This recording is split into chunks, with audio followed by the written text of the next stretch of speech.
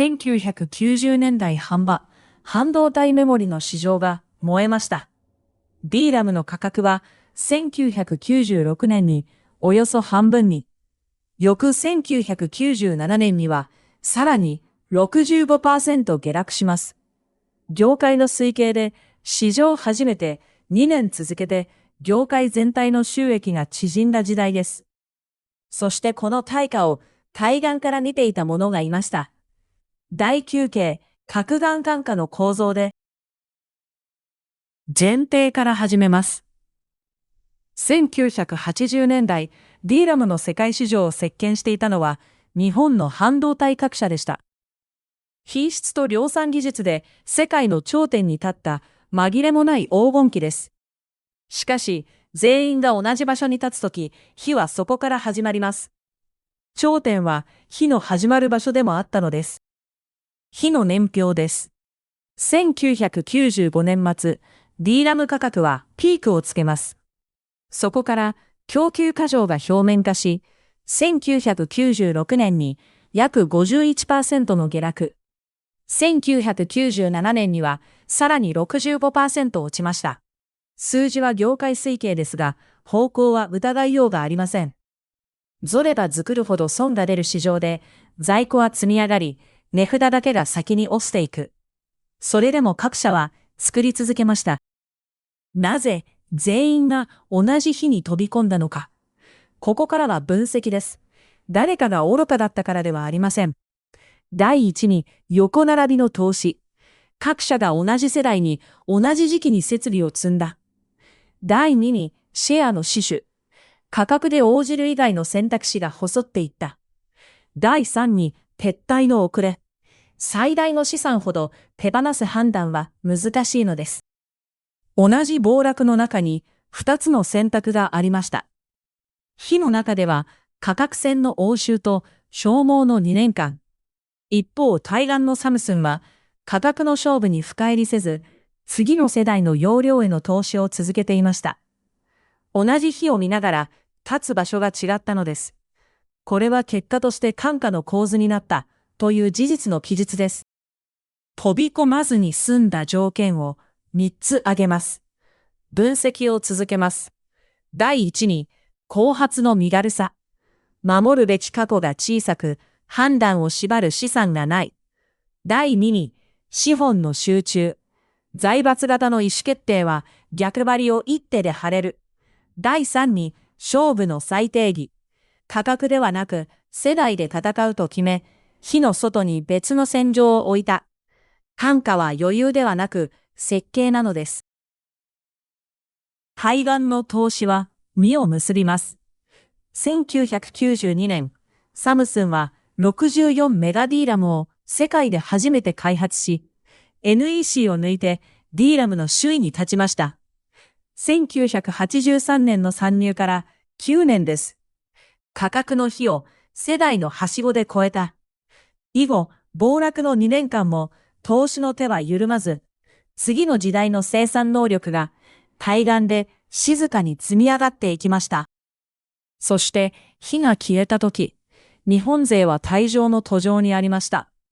1999年、NEC と日立の DRAM 事業は統合され、LPDA が生まれます。2000年には富士通が、2001年には東芝が DRAM から撤退しました。空いた市場を収めたのは、対岸で能力を積んでいた韓国勢です。それぞれの決断は、それぞれに合理的でした。ただ遅かった。勝敗は火の中では決まりませんでした。ここまで一行にします。勝者は火の中ではなく、火の後に決まる。燃えている間の勝ち負けは、消耗の順位に過ぎません。そしてこの原理を、1800年前に、一兵も損なわずやってのけた男がいました。敵線形の第3、第中形、核眼看過、串を隔てて火を見る。原文はこう説きます。敵の陣営に乱れが生じたなら、静かにその逆転を待て。荒れ狂う勢いは、おのずから駆られる。介入しないことも刑である。むしろ介入しない規律こそが、この刑の本体です。構造は3つです。見る、距離を保ち、介入しない。参戦は敵を結束させてしまいます。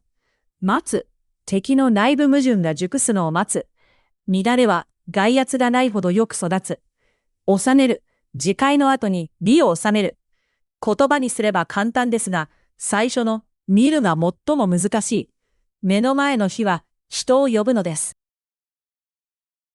西暦207年、曹操に敗れた任家の兄弟、袁紹と袁岐は、両党の公孫公のもとへ逃れました。諸将は口を揃えて追撃を進言します。今なら昆布足にできる。理にかなった進言でした。火はまだ燃えており、追い風も吹いている。遠征はすでに長く、兵は疲れてもいました。しかし曹操は追い風の中で軍を止めます。根拠は、亡き軍師、閣下の残した読みでした。急いで攻めれば、彼らは結束する。緩めて待てば、必ず内輪で殺し合う。逃げ込んだ客商は、やがて宿主の脅威に変わる。外から押せば固まる関係も、放っておけば、内側から避けるのです。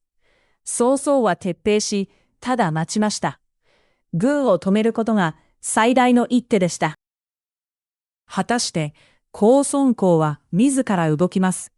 二縁を切り、その首を曹操のもとへ送ってきました。客商の脅威を宿主が先に取り除いたのです。曹操は一兵も損なわず、河北の皇庫の憂いを断ちました。火は外からの水ではなく、内側の渇きで見栄を焼いたのです。